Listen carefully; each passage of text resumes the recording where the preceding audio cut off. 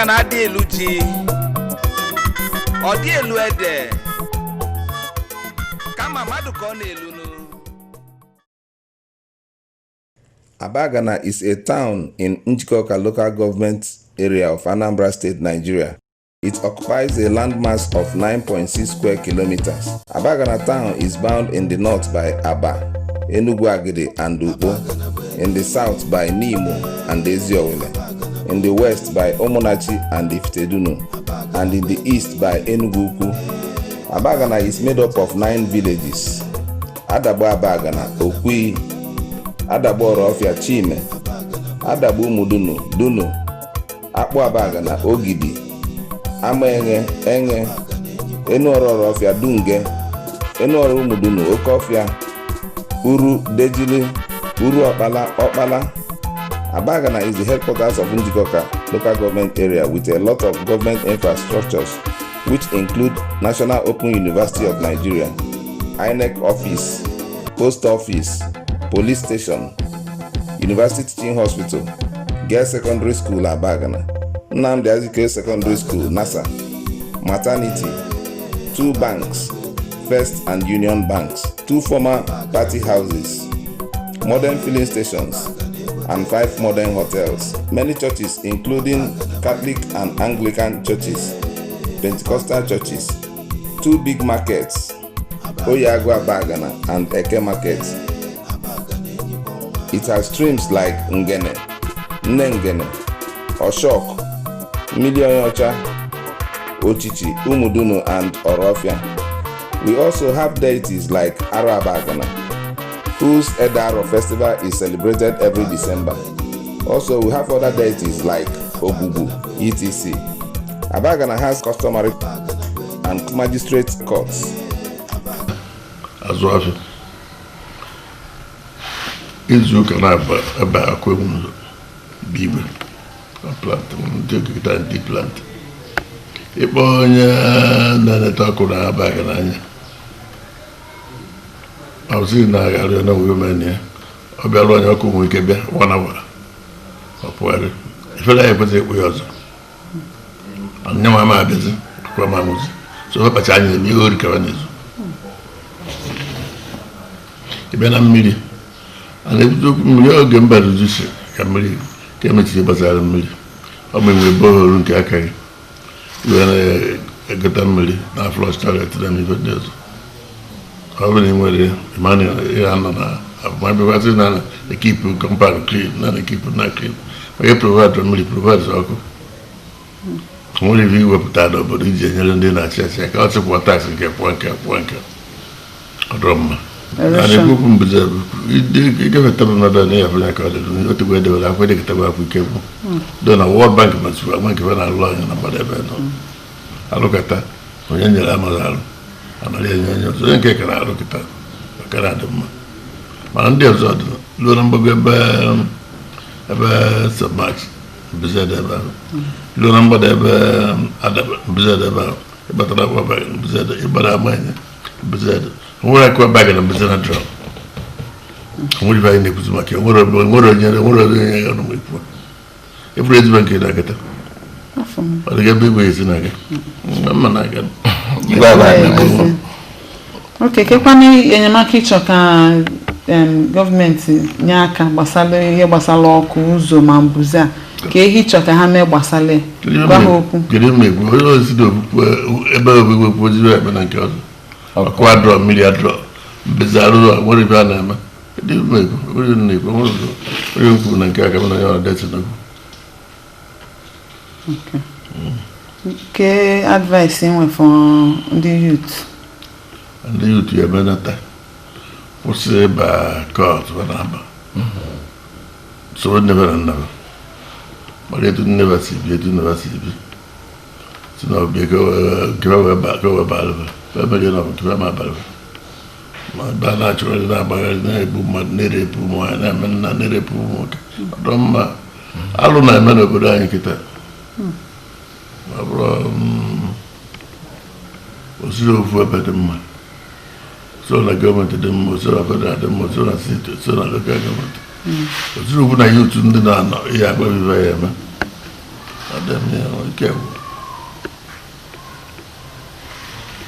The governor knew better than I mana bakaya na achọka ya ba mana ndị tiri na arụ bayara kwa n'ime afọ okwusi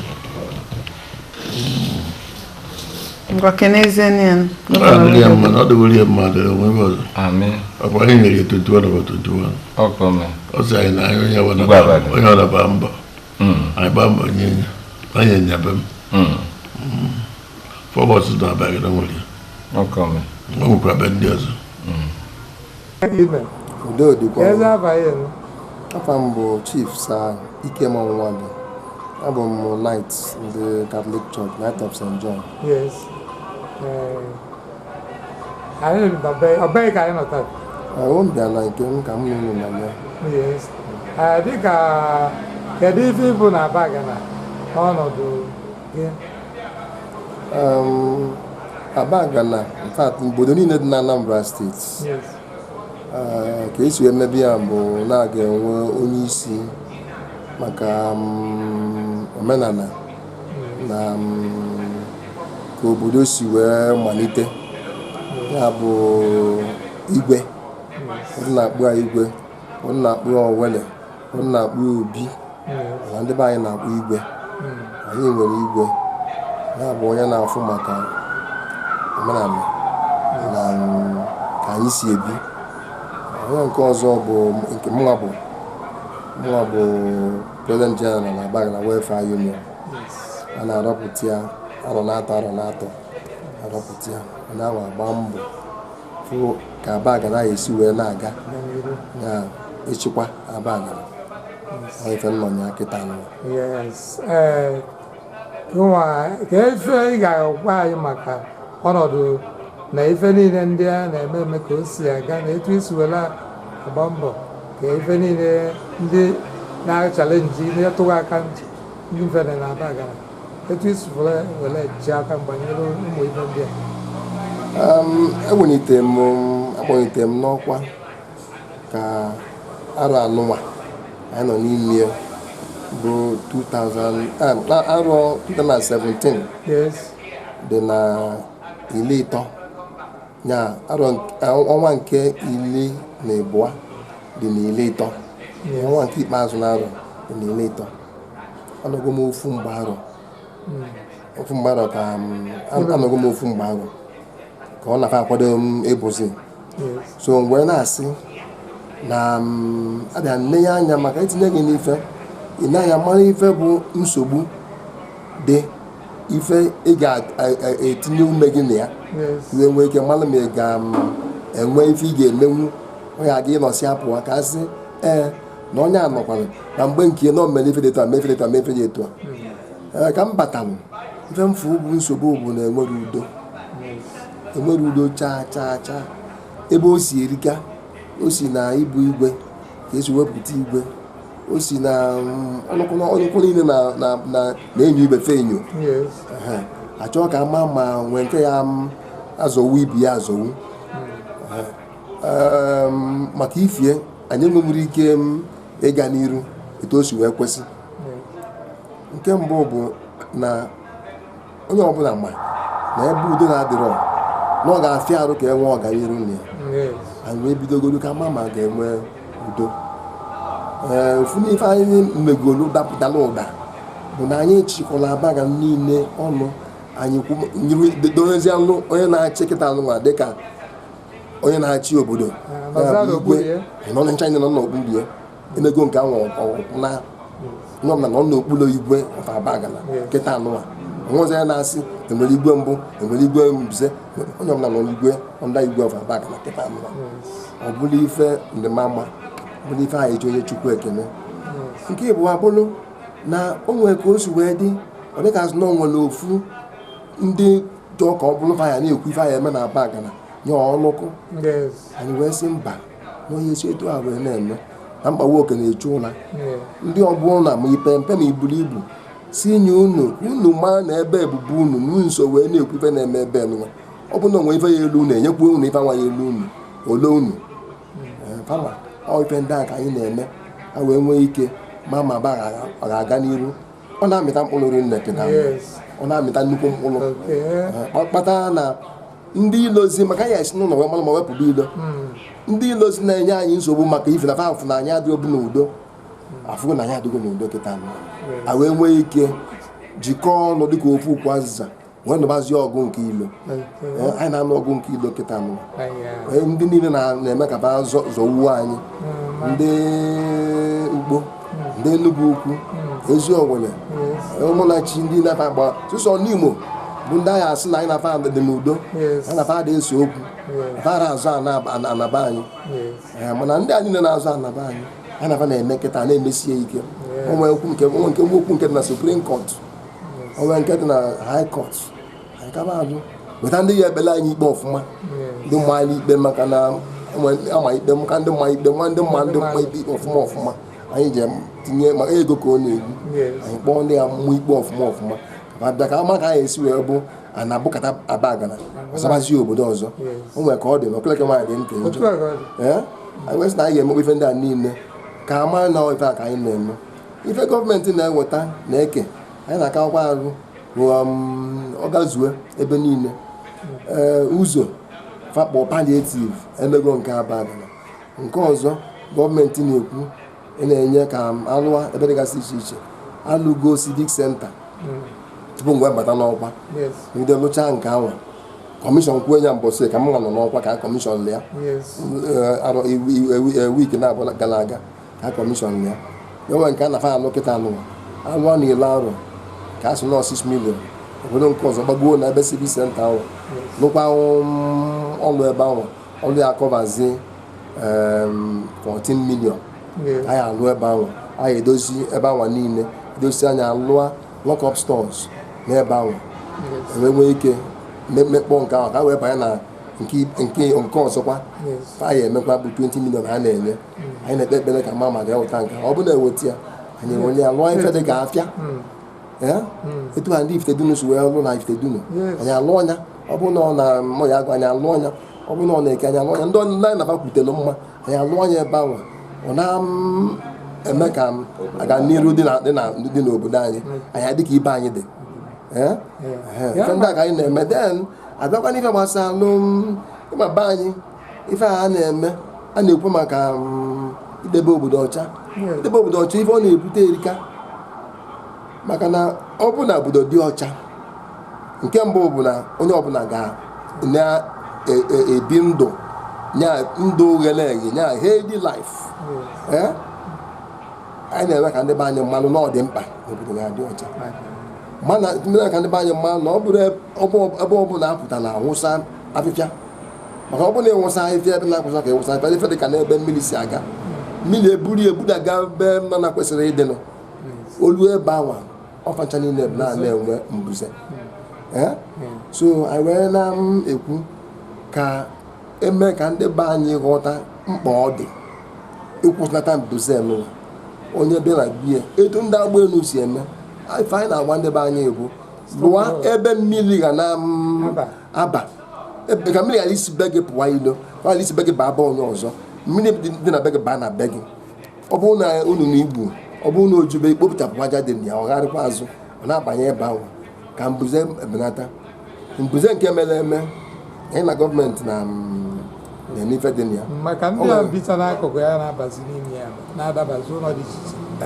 anyị na gọọmenti adago azabago anyị okwu fena ego nke ha na-eme na ebe uru ọkpala emetụtara ụmụ dunu metụta adagba Abagana wee gbadabakwa fana fa alụ ọrụ na ya kịta alụ ndị new map na-alụ ọrụ na ya kịta na-alụsi ọrụ na ya ike nke maternity anyị akpụgo gọọmenti jee na ya ọchịchị nke anọ na ya kpụgo gọọmenti jee na ya luefa mechaa ife niile fa ga-eme gwụcha ife na ha ga-ewe tinye ya fanafa eme ife niile fa ga-eme kịta aka fa wee bido ọrụ na ya ọ ga-agụ lue n'isi only time from now a ga-alụba ọrụ na ya ebe o bido ole bụ na ebe nwa ebe a na-akpọ mmanya anọ họl n'ọrụ ọfịa ebe a ka o bido anyị dụfa wee bịa ebe ahụ fa na-erecha anya ọfụma wee gbadabazia wee fụ ka o si wee gagide wee lue n'azụ maternity wee wekekwara na-aga so fa kwee nkwa fa ya ebido ọrụ ya na anyị kwetara na fa ya ebido ọrụ ya maternity Abagana fa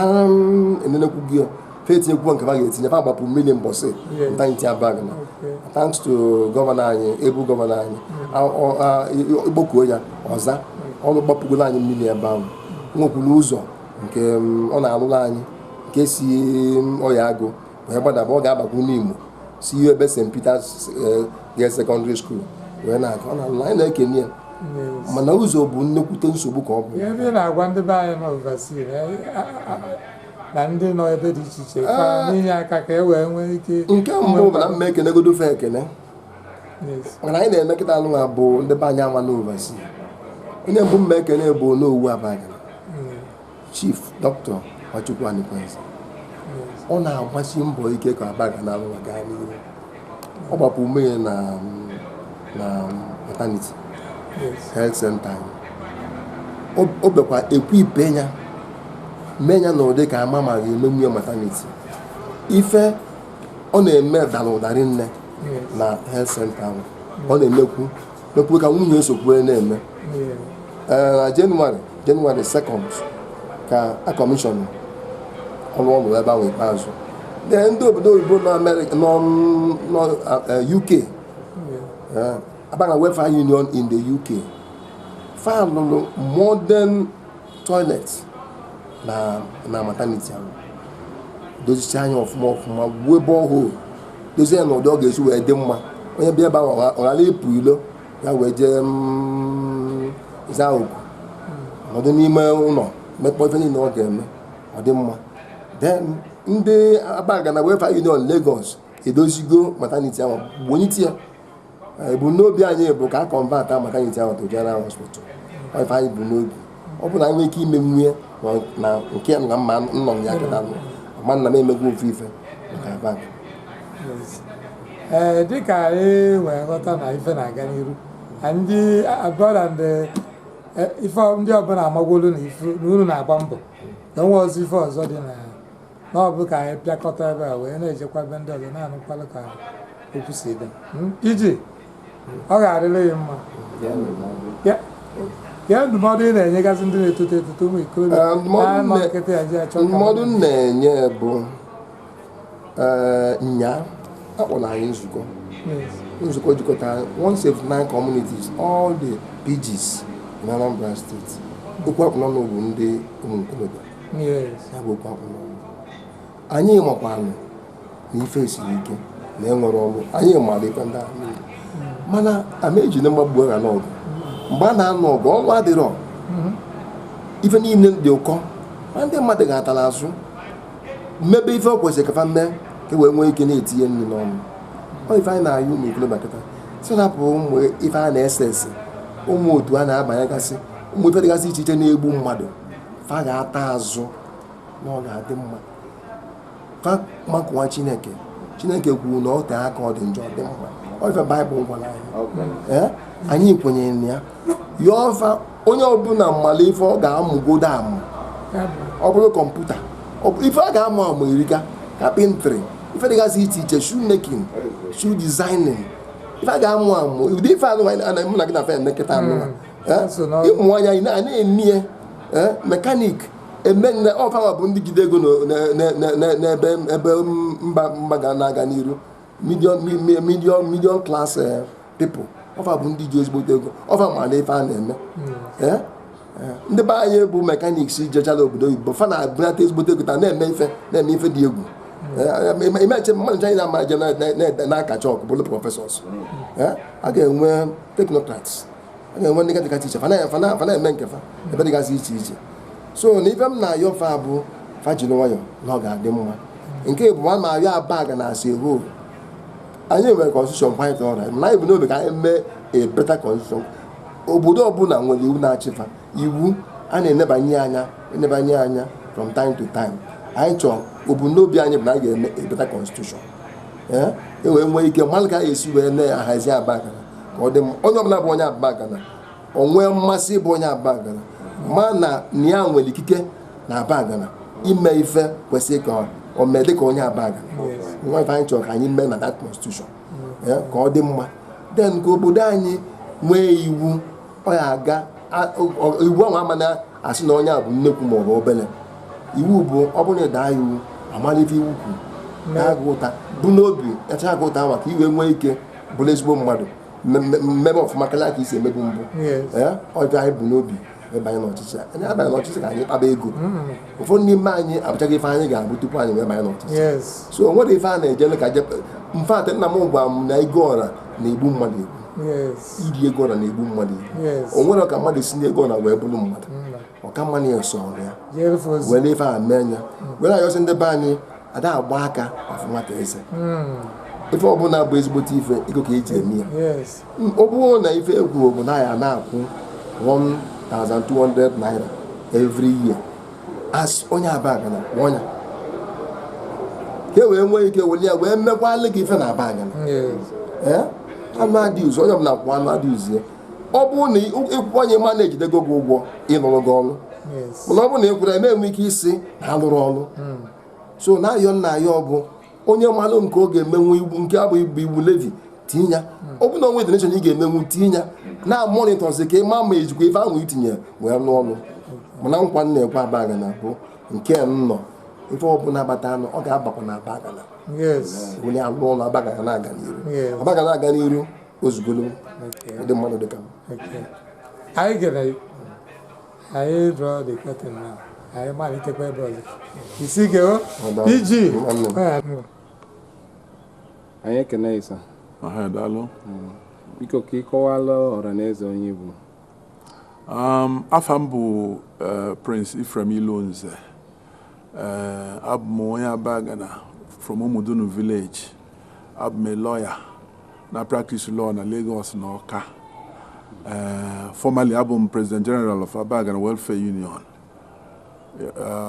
between 2013 and 2017. Yes. Daalụ. Afọ a na-etu ita. Ife a na-etu m bụ enyi Abagana. Enyi Abagana. Ekene m. Daalụ rinne. Thank you so much. Nke ka isi wee fụ ọnọdụ Abagana n'ụbọchị tata? Ọnọdụ Abagana ọ dịchara ka o si wee dịbụ mgbe gboo maka na Abagana bụ nnekwu obodo ọ ka bụkwa nnekwu obodo ọ the headquarters of Njikọka local government area and ọ dịchọrọ ka anyị si tụọ anya mana potentials ya ka dị intact. Yes, ka dị very much intact. Ke etu isi wee fụ ife gbasara ma ụzọ ma ọkụ ma mmiri ma mbize ụmụ ife niile adịgasị n'obodo Abagana ka isi wee fụ ọnọdụ fa? Nke izizi bụ na ịbịa n'ụzọ ụzọ anyị dịkarọ mma gọọmenti try n'izi mana oluchọrọ n'isi ụzọ nke si be Nwankwụ gbadara n'Imo alụrụ alụ nke nsi agbada Enugu Agidi o mebisigo nke n'Imo portion Abagana nwee nsogbu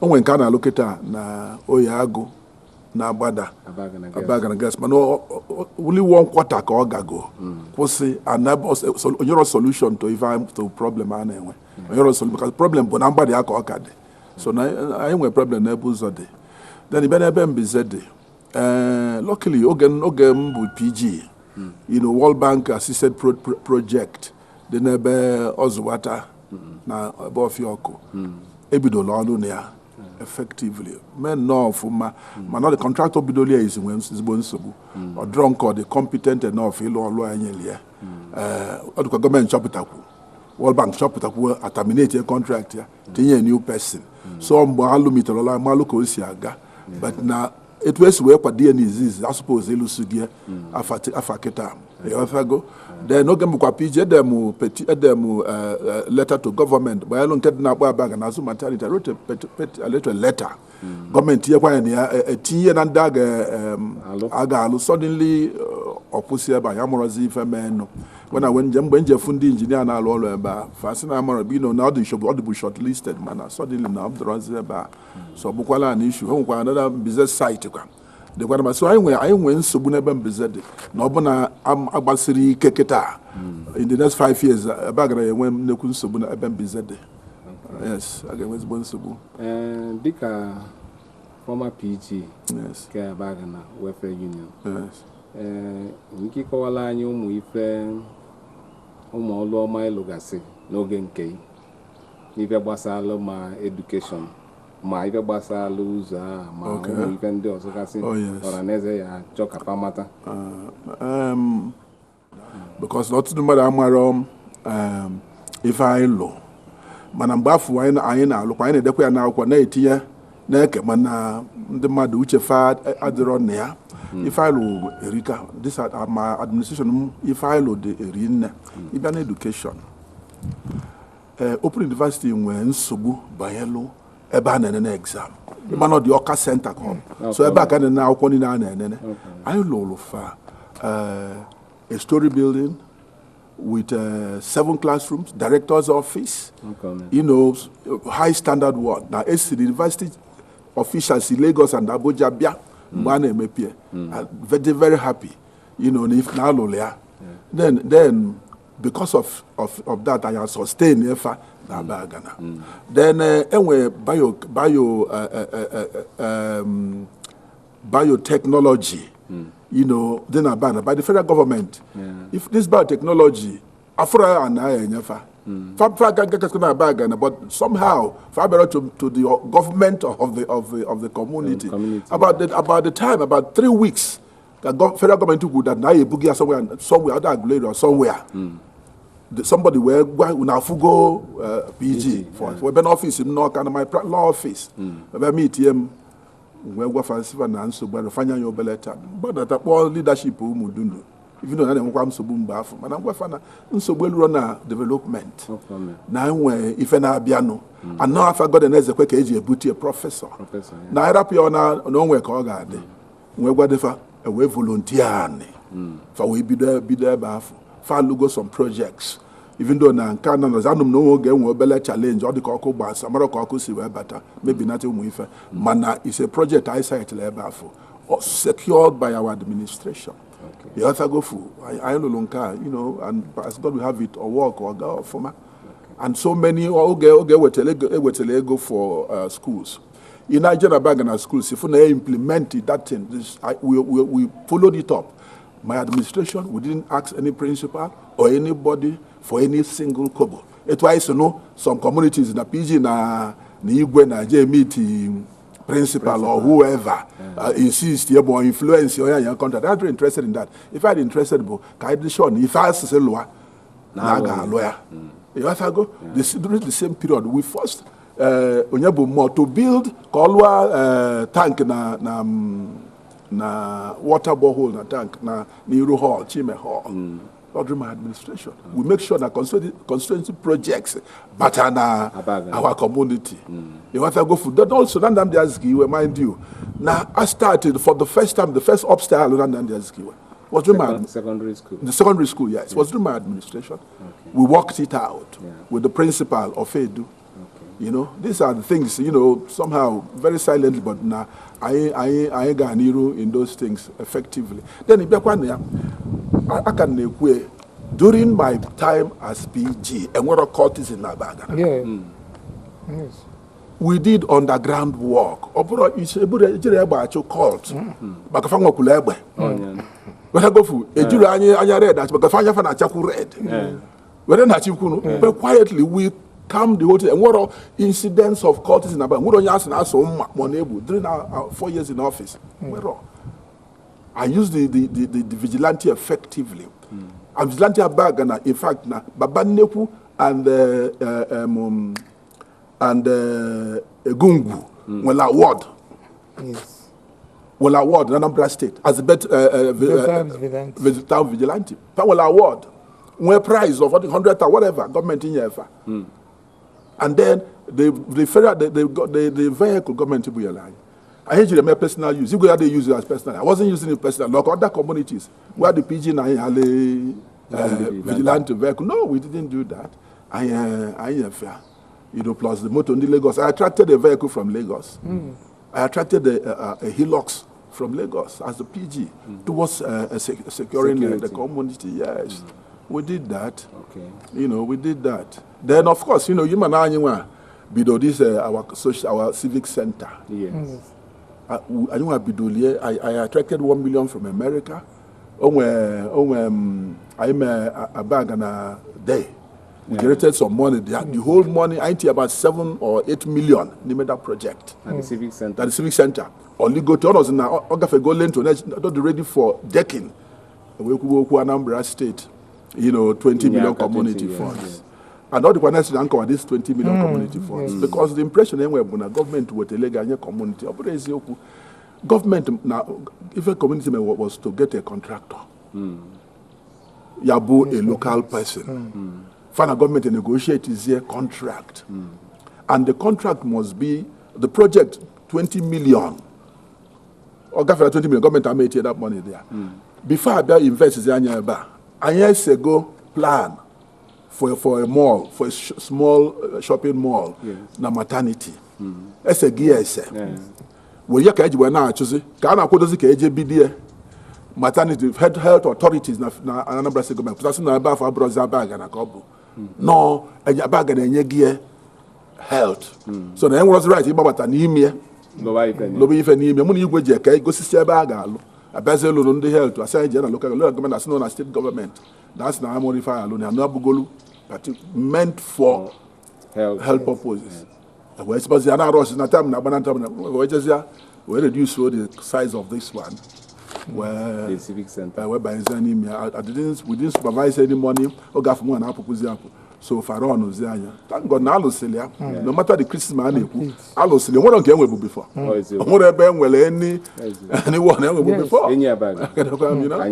Thank you so much. When the model year, Omaka and the 2020, Mumu Colombia, Moma Bobia, and Abagana. The KTC will Kunogan and they stop with Kabasa courtesan. Yes. Can the model again? The model, we can know, if I not sensitization. You got to go for and the interaction. Because in Kebezi Yokubu that now, the youth, my boy, on the top of this sofa, Faka water, no more quick fix. Where I go for now, Mercedes about for my life, doesn't mean a Mercedes and adapt to So, one, their parents should make them embrace God. That's number one. Then number two, a man that na hard work, but the key to success. Oh, that in Ghana. You better go for. Then a way purpose. Now, actually, me call it na. Oge ana apotai. Rapa na apotai, I'm a lawyer. Oh, come on. Oge ana apotai na gaga. Yes. You better go for. Na ifeji. Now let me tell you that now you know that a messing earns more money than a lawyer. Yes. A carpenter earns more than a lawyer. I can earn one money, or the big, but when you have a regular income. Yeah, be steady. The steady. Up all every day, minimum 5,000 for every day. Yes. And that means we infrastructure deficit in Nigeria. So I can't about anything. What if I alone? So they need the artisans sing alone. Rapoba, my jeans, my open jeans, my faded jeans. Concentrate here, Kemalife. What if I not gafe? If a man are permanently, you have to go for, and then. You see, the idle man is the devil's workshop. You know, it's a bibo, mebenka. All these things in a week, you know,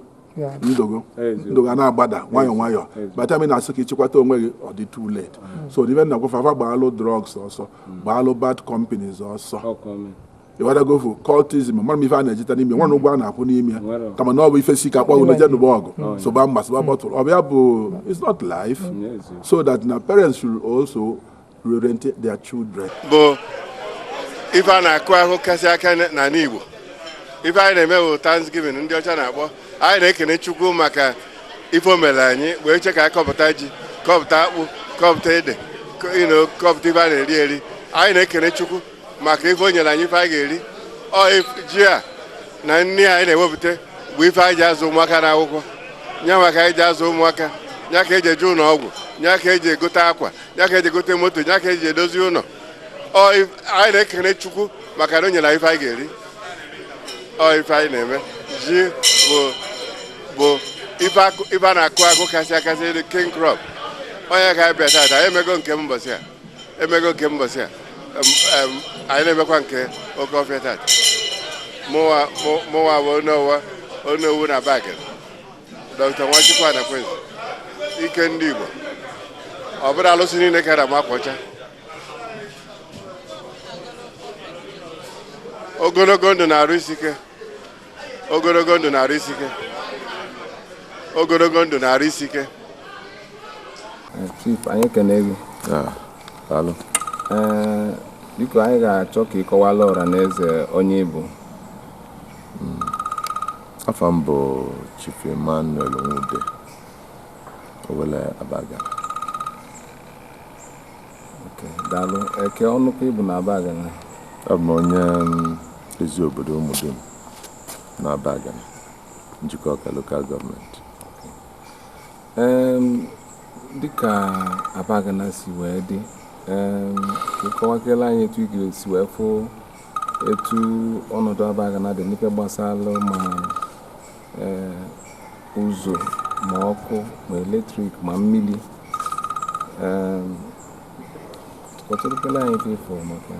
Well, etu nsi fụ Abagana tata abụghị etu nsi fụ Abagana mgbe mbụ, mgbe His Royal Highness Chief Angus Obiko Ilonze na-achị. Mgbanwe Abagana a na-akpọ Abagana bụ enyi. Things na-eme ọfụma, everybody dey happy, things were working well, you know, all during his time ka Abagana ị na-asị pepa na-azọ ka fa bụrụ onye Abagana. Pepa na-azọ onye nnukwu ọbụla na-asị even onye ugbo ya asị na ọ bụ onye Abagana because of the well-being of the development in Abagana. Ndị Abagana ji ego na-emepụtakwu ya na-afụ ya anya. Etu a ka nsi wee nele anya fụ ifefa na-eme by our fathers doing this mkpata ego, lụọ n'ụzọ, tinye na transformer, lụọ n'ụlọ ụka, tinye ndị mmadụ nwee foundation, tinye ụmụaka azụsị na from primary school to secondary school to university level. All during that time, na-etu obodo dị maka obodo na-asụ ụsọ onwe ife inweta ị na-edevelop iso na-edevelop. Mana oke osisi daa ụmụ nnụnụ efepụsị ya, ọnya bụ ife dị na Abagana tata. All because of the leadership. Because of the leadership. Ife isi mebie ọdụdụ emebie. Ndị a nọrọzi ife nwere gịnị wee mebie. So n'ọnya bụ ife nwere ike ikwu tata. Owele Abagana, daalụ. Anyị kene maka ọlọma niile ị na-alụlụ Abagana, ife gbasara ma ịgbapụ mmiri ma ụzọ ịlụgasị ma ụlọ ụka ịlụlụ ma ụmụaka ị na-azụ n'akwụkwọ. Ọ bụ na ị na-anya maka na nwere ife dịka udo n'obodo, ọ ụdị ndị unu ka anyị ji eme ọnụ n'obodo anyị wee Abagana, maka Abagana ka bụ na enyi Abagana ka wee enyi ebe Owele na Abagana ka wee enyi anya na ya asị na ebe Owele na ya na Abagana wezi enyi. Onye nwa si asọda ọganode idekwan so na ebe ọ na Abagana na Owele na ya ọkwụghọtago Abagana ka wee enyi. N'ife menụ bụ nọọ ịgbado anya ga-ejikọ obi ọnụ wee mee ka obodo anyị na-aga n'iru. Onwe ife na-achọ ka ntụpụrụ gị ife gbasalụ ụmụaka na-etonite ma ndị na-agụ akwụkwọ ma ndị mụrụ ọlụ aka na nwere ego fa eji wee bido ọlụ maka anyị maara na ịbụ a great philanthropist. Ka ị nyekala anyị aka maka nke a, maka ọ nwekwa ndị gụsị akwụkwọ kịta anụnwa ma ndị na nwere ọlụ, ụfọdụ na-agụ akwụkwọ fa afụrụ ego fa ji akwụzi ụgwọ akwụkwọ, ụfọdụ mụrụ ọlụ aka fa enwere ọkwụ ego fa eji wee gota ife wee bido ọlụ. Ka ife ilo maka nke a ka aka ya enye ka you see, what is so unfortunate, like I earlier told you, ife na-eme na Abagana. Mgbe Nwankwo nọsị enwegasị factories. Mụ na onwe m nwee Lamore Spring Water I'm the chairman of Lamont Spray Water. I kponyesịrị ụmụaka mmụọ Abagana ma neighboring towns fa na-alụ ọrụ mana ka ife menụ ọdụrọzi etu a tata. Mụnwa bụ Christopher Ugochukwu anya kọrọ Ọkọfịa Abagana.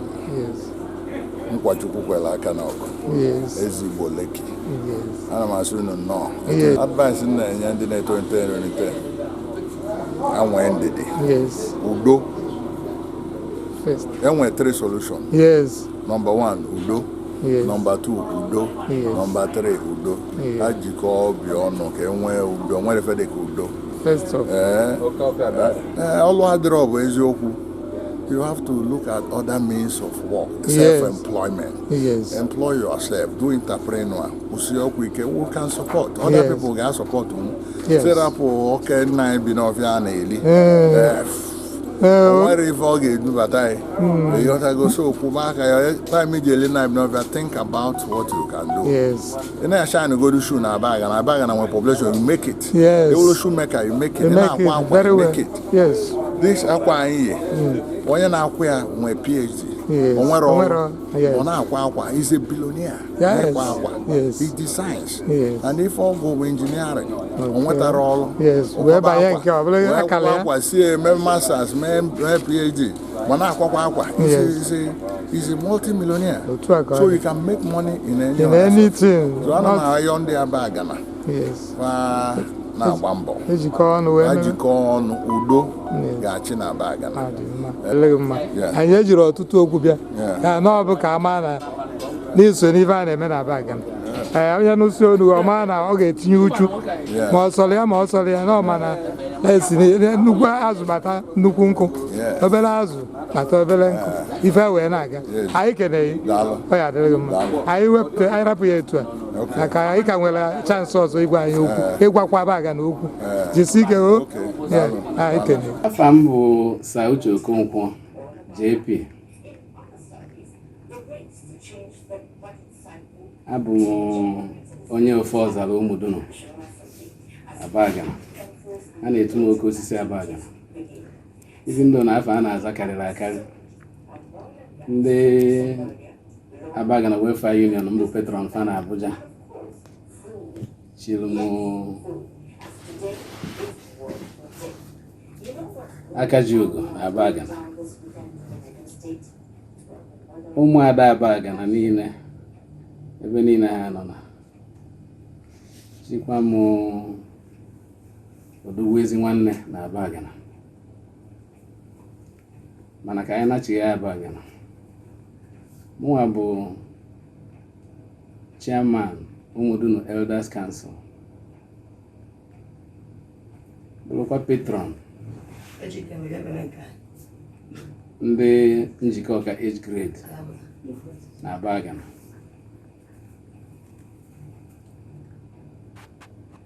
Ife a bụ ndị gbasara onye mbụ. Mụnwa lụrụ ọrụ oyibo.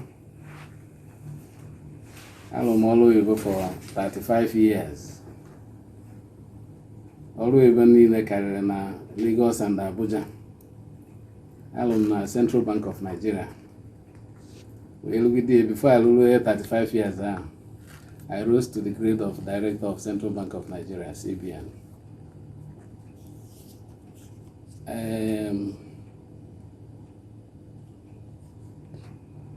Ife Abagana na-adị m mma. Amakwu m na ndị njikọ ọka local government niile nke headquarters ya dị na Abagana chịrị m a hero of njikọ ọka local government, wee nye m award a na-akpọ Excellence in Public Service. Ndị nweta anya bụ award akarịrị mmadụ 6 na Abagana maka njikọ ọka niile nwee. So efe echi m iji gosi na mụnwa ezoro ezo na Abagana. So onye efe mere introduction a iji kọwa onwe m ka m kọwara kịta. Okay, onye ọbụla ya amakwa ma ewu youth ma ewu onye Abagana na anyị nwere obodo ọzọ. Ịma ebe anyị nọ na Abuja, ị na-agwa ndị ebe a na ị na-ana village, echere na village bụ ime ọfịa ebe a na-alụ hot. O nwere mgbe anyị mere mmemme ma mgbe ọgọ nwaanyị nwụrụ ma mgbe nwanne nwoke nwụrụ, o nwechara ndị si Abuja wee bịa, ndị akụkụ ebe a bịaruru Abagana na-eche mgbe anyị ga-eru village. Nwesị anaghịkwa na ebe a village nwụrụ n'afọ, even tinye ha na hotels ma Crispan ma and so on and so forth, ya tinye ya na rooms chere iru na local government. Wee na-asị mụsị na ebe a village ka Abuja ka ọ sị kedu ife dị iche ebe a na Abuja na ọ bụrụ fanwa bụ anyị mana fa na-anọdụ Abuja ka ya na Abuja eme, maka na ife niile dị na Abagana. Anyị nwere bank na Abụ, anyị nwere police station, anyị nwere local government headquarters, enwere university, enwere ife ọbụla eji ama, nwekwa teaching hospital, ife ọbụla eji ama obodo sara anya enwechara ya na Abagana. Mana ife merenụ bụ na ka o si na-adị, o nwere onye a na-akpọ Oliver Twist, ka ife esi na-adị ịchọrịrị ka ọ karịa ka ọ dị, ọ bụrụ etu ọ dị na mbụ ka ọ ya adịrị gawa. So na ife merenụ bụ na ndị be anyị niile nọ n'ọkwa ka ọra na-ewetara onwe ife ọbụla ị nwere ike imenụ iji wee fụ na Abagana gaa n'iru. Anyị nụ ma ayọ ka onye ọbụla mee ya, nọọ ife onye mere ka eji elote ya.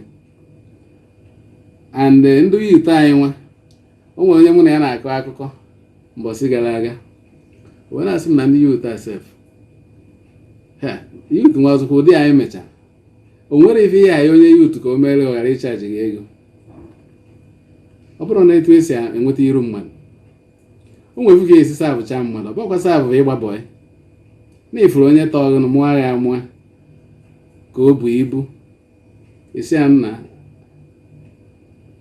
dadị ka m butekere ya ibu a ibu etu ya esi mee impress ezugoro ya ọgwụgodo na o nwere ife o nwere oke ya ụzọ na-abụnye ya ofu, mana nke e nyere enye ka mma karịa nke a chajiri achaji. So ndị youth anyị ama na ọ bụrụ ife ọbụla bụ ego. Ibi na ndị Igbo na-asị na a na-ego anya mmiri ego. Onye anyị ya bụ anụ na ife mere ya ebebe akwa nwerelele ife iji elote ya. Ndị youth anyị arapụ oke ọchịchọ rube isi. O nwere ka ihe esi rubere mmadụ isi o wee nwee ife o nwere ike imere gị ọ ghara imere ya. Ibi na ife anyị na ha produce, ife anyị na ha eme iji wee gosi omenala Abagana nke ịmụta n'afọ. Ikwuchara ụmụ ịmụta n'afọ ọ mapụta iwekwere ya kwụarụ ndị ọzọ, because amara onye ya chi Naijiria echi. O nwere ike ọ bụrụ ndị anyị na ha azụ kịta ya bụ echi ha bụrụ gọvanọ wee doziwe Abagana, maka ife anyị na-ekwu okwu maka development Abagana nwere ife ọzọ a na-ekwu maka ya. Inekwa anya ọ ya dị ka ya na-arụ ya, mana ime ejecha ezigbo 2 posts wee fụ ebe a rụdebere ya nya ụzọ agara Abagana girls. Ịma na ife gbasara ụzọ abụrụ ife a na-agụgba n'ike, wepụrụ ife ofu onye ya alụ. Even though n'ogo ndị mekchara effort in the past wee try ya ịlụ ụzọ, mana ọ bụrụ ife ofu onye ya alụ. So anyị na-ayọ ndị be anyị nọ n'ọkwa na position ka fa mara etu ndị ọzọ si eme, ka anyị nwere mmekwu etu a wee nwee n'ike wee tadenụ roads anyị.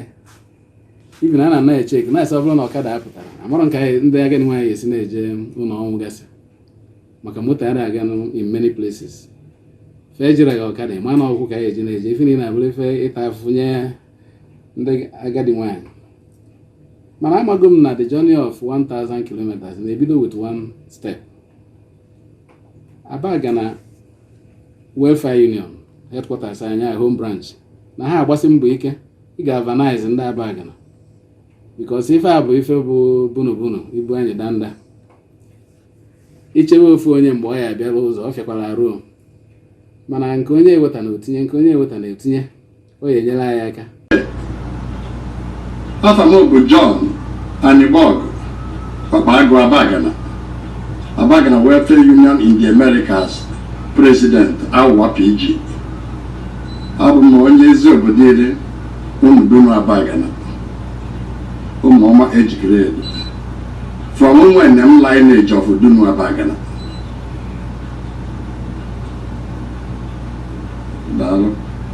I don't know who is my audience here.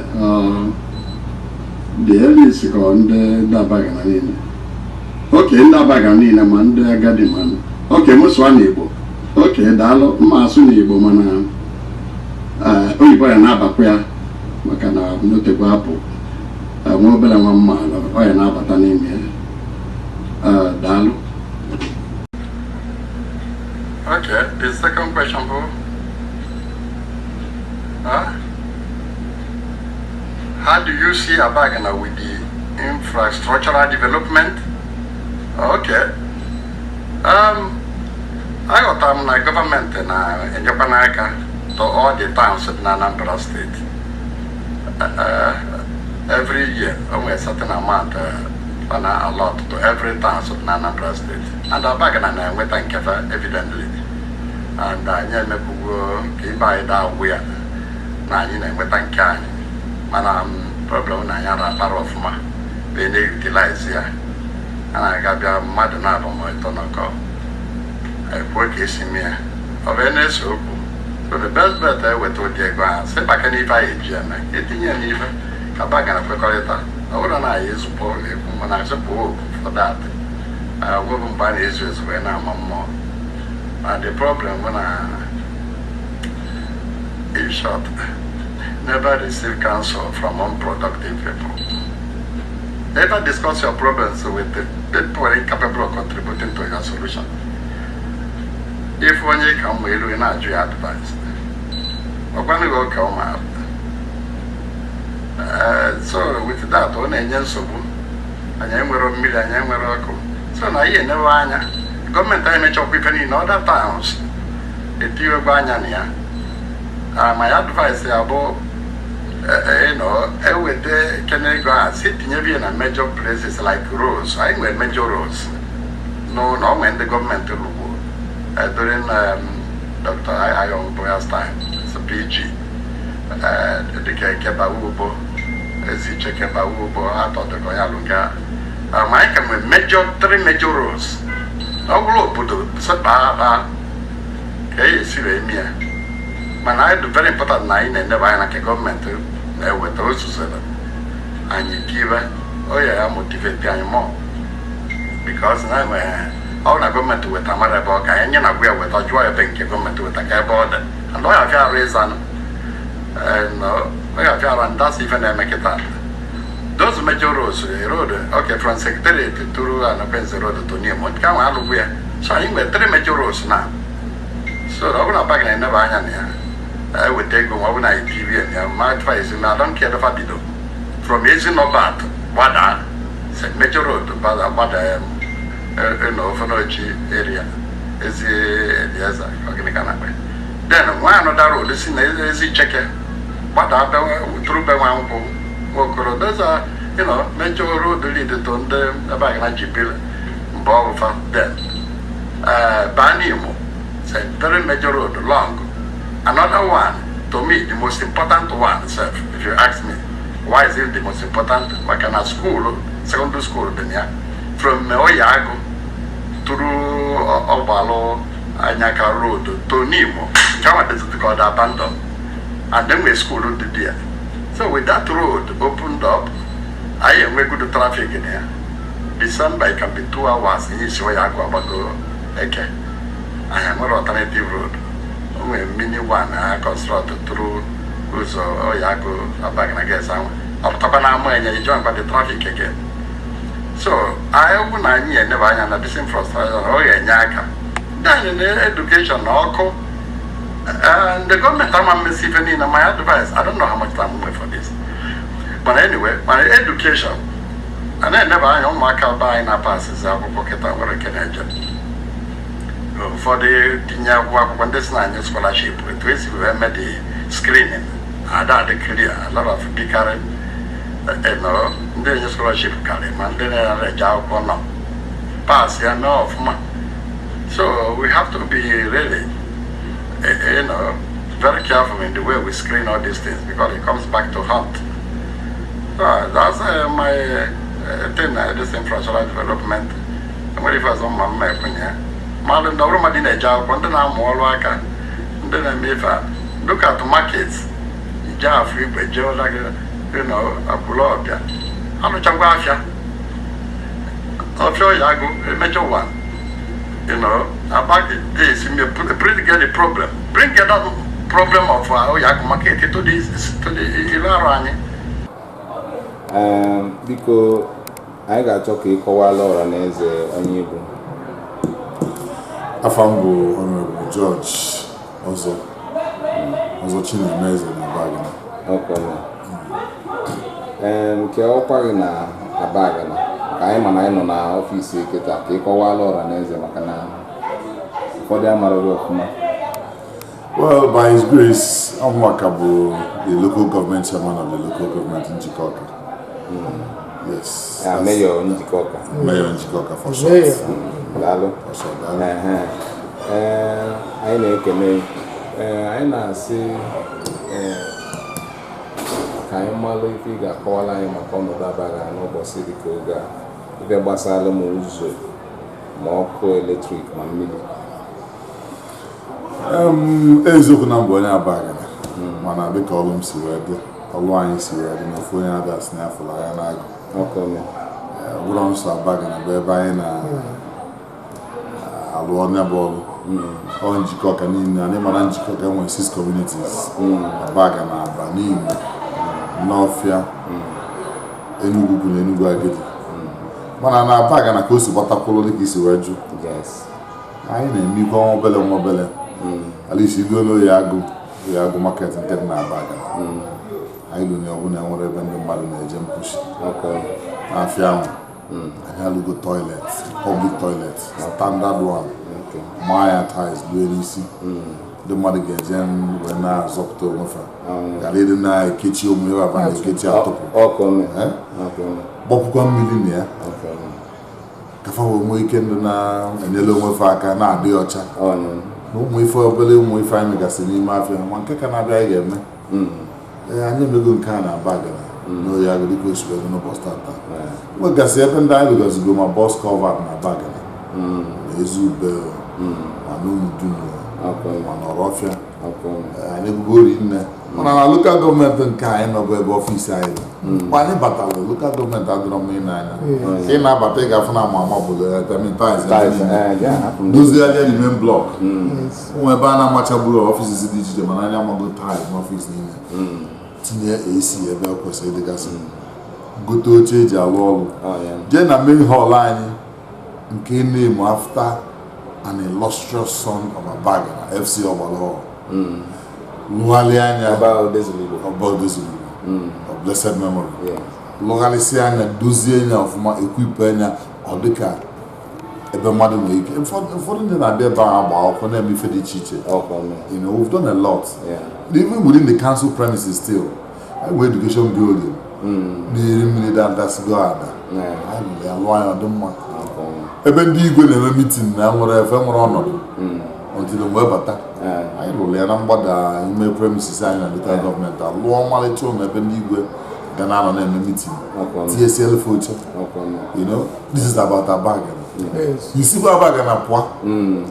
anyị agbapụgo mmiri ebe dị iche iche ịgbapụ mmiri abụrụzi nọ necessity ka ọ bụkwara Europaleke na Enugu Ukwu maintainukwa road na Enugu Ukwu about no surgery hospital about Macaulay or something road gbadabasị ma bedozie nwa akwụkwọ ma prominent sons and daughters we've done quite a lot ije na Nimo anyị alụgo bus covers ụmụ health facility na Nimo anyị ekwipụ ịma na ife adịrọkwa n'ọfụma mana anyị na-ama na-eji ọna anwa dịnụ na-eme kushon n'onwe ebe olugasị ije n'Enugu Agidi bata na health center Enugu Agidi anyị lụ covert ebe anwa lụkwa drainage system ebe anwa ịghọtago n'Enugu Agidi no a whole lot of things ka anyị na-emekwa nwayọ nwayọ anyị na ọlụkịta na this local government o nwere premises ebe ndị judges bi anyị na-alụfụ ụlọ maka na anyị need the magistrates ka anyị akafụ na ụmụaka anyị nwesị cases na court na ọ na-abụ onye bịafụ attend that to the person nwee ike discharge ka adị nwezi na congestion na waiting trial na prisons so anyị na-alụ judges spot na azụ local government ebe a kịta yes anyị ejigo na mgbada ọfịs ebe fa na-alụ ọrụ bụ the magistrates been able to uplift 2 of their offices equip any of my yes within the premises men ya ka ọ dị ka ife a ga-ene anya ọlụ karịrị mana anyị na-alụ ya nwayọ and ọ na-aga community by community because njikọ ọka nwere ka ọ dị ị ga-eme kishọ na community ọbụla kepe nkefa obere oge now in the next 2-3 weeks ị ga-anụkwagodo anyị na various communities dị iche iche ọlụfa ka na-aga n'iru adamala ka imenshọn ọlụ nke a na-alụcha ịma na ya dị na mkpọtụrụ nne nọ emesị anya compile anyị faịlụ nwa obere oge anyị nọ dobere ndị mmadụ against